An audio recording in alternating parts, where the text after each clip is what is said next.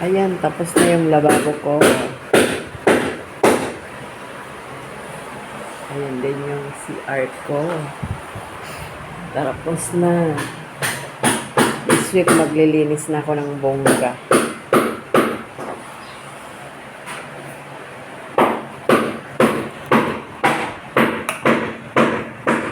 Ayan.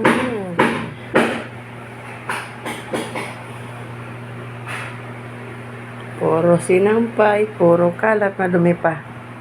Hindi, may gumagawa pa kasi, kaya madumi pa. Ayun, di pa tapos yung hagdan ko. Ayun yung gumagawa. Mag-isa na lang. Kasi patapos na siya.